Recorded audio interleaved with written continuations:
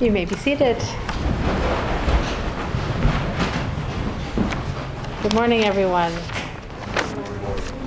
Oh, that was nice. How's everyone doing? I did this with the group yesterday, so I'm just going to do a bit of a temperature check, because of course you're going to say good, even if you may not be. So how about with your thumbs? Like here, you're great. Here, you're and then this is like, today's not a great day. So let's see it. Just get the gauge in the room. Sort of. Okay. All right.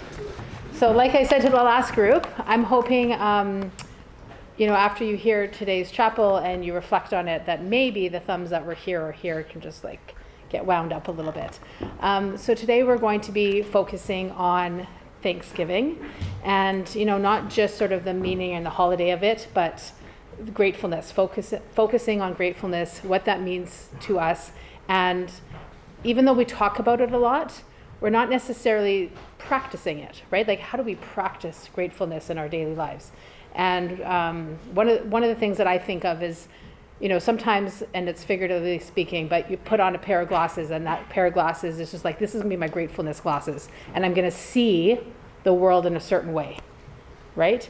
And it's a choice. You have a choice, and sometimes maybe people are a little bit wired a certain way, but you do wake up in the morning with a choice on how you want to see the world. And so I invite you to think about whether the glasses that you wear are one where you can see all the things that you are grateful for, right? And I think sometimes, especially when we have busy, complicated lives as teenagers do, it's hard to have that focus, right, on all the positive.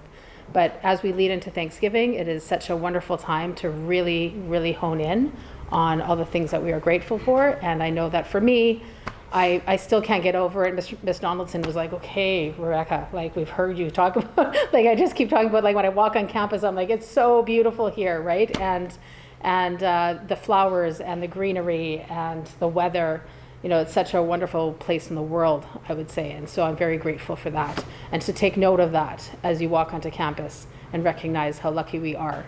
As well as maybe a moment where a teacher checks in on you and says, hey, how you doing? Because they may notice that you're struggling. Right? And then stopping and being grateful for that moment. Or when you're hanging out with your friends. And yesterday we had all the volleyball girls, all of them in DBR, and having that energy, and we're all training together, and how exciting and fun that was. I was really grateful for that moment. So it's just those times where you can just stop and ensure that you're reflecting on all those things in your life that are great, right? And trying to maybe push aside the ones that you're struggling with, even though you do still have to deal with them.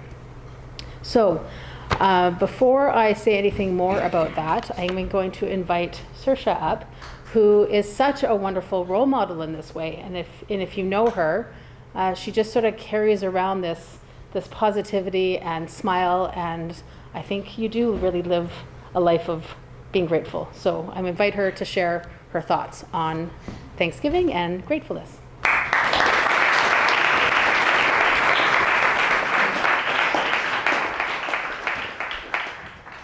Good morning, everybody. I'm just gonna start by giving you all like a bit into just my brain right now. I'm very nervous to talk to you all. I was very nervous yesterday, and I'm still a little bit nervous today, so I might trip over my words a little bit, and I do apologize in advance for that. But I want to start by asking you all a few questions, and when you answer, I just want you to raise your hand. So your first question is, how many of you told your parents or guardians that you love them this morning when you left the house? I know I did. Yeah. Great, okay. Next question. How many of you said thank you to someone today? Awesome. And now, how many of you did it consciously, like you knew you were saying thank you to this person for something they did? Okay. And how many of you did it automatically, like someone held the door open and you just said thank you? Brilliant. Okay, 3 more questions. How many of you had breakfast this morning? How many of you woke up in a bed? And how many of you are wearing warm, comfortable clothes right now? Exactly. Now, I really hope everybody's hands were up for that last one. These might seem like small things, but when you take a step back, they're actually huge blessings that not every person in the world has. And that's what I want to talk about today, gratitude. I started my journey at QMS in grade 7. This is now my 4th year here, and honestly, over these years, I've learned so much, not just academically, but emotionally and personally. One of the biggest lessons, how much there really is to be grateful for. So originally I was going to talk to you guys about musical theater and how awesome it was to be in the show last year, but I thought about it for a moment and I thought that that wouldn't be necessarily relatable for every single person in here. So instead I want to tell you guys a story about a dear friend of mine who lives in Alberta. I hadn't spoken with her in over a year, and so I thought that I would reach out to her just to check in and see how she was doing. And turns out that she was actually going through a lot in her personal life.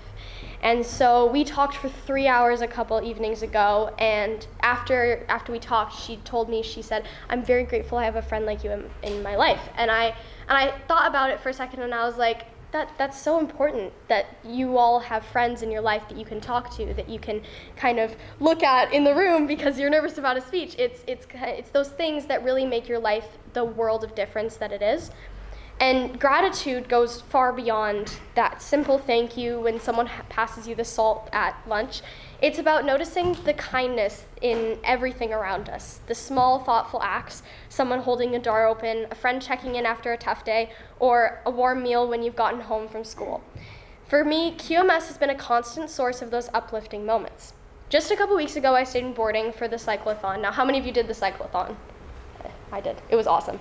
And I bring it up now because I am not in sports that often, but I've rarely witnessed such passion and drive and teamwork amongst people. Everybody was cheering everybody on. People who were going at like 1 a.m. were like trying to be super hyped for it. It was incredible.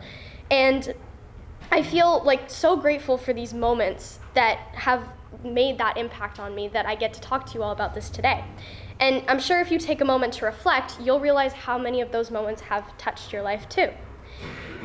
Now, here's the thing about gratitude. It's not just a feeling, it's also an action. One way we can show gratitude is by giving back, especially when we know other people are struggling. Now let's talk about something very important, food insecurity. How many of you know what food insecurity is? Okay, pretty good percentage. Did you know that 1 in 11 people globally go without food some days, or even most days? That's about 700 to 757 million people worldwide. Now, that's not just a number. Those are real people with real families and real kids, just like you and me. Here's the thing, we can't fix that problem for the whole world, but we can make a difference in our own community. So this week, we have a chance to help.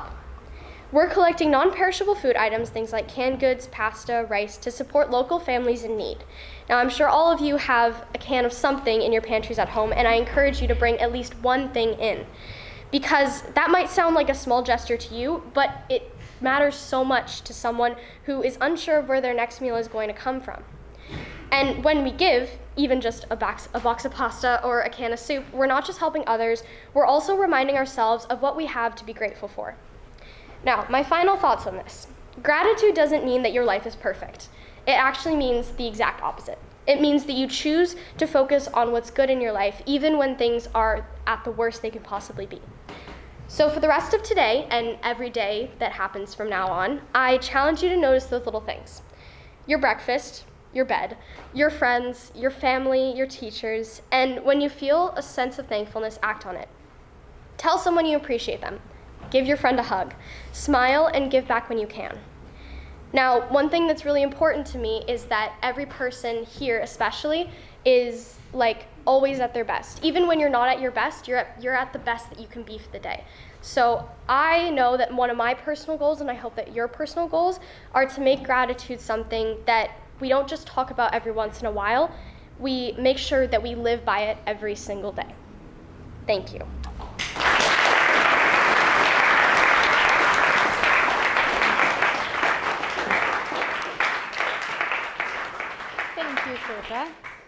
It's so nice to hear someone, I think, who was speaking so genuinely about being grateful and how to live your life, because it's coming from an authentic place, and I think it serves you well, and I hope that it serves some inspiration for each of you.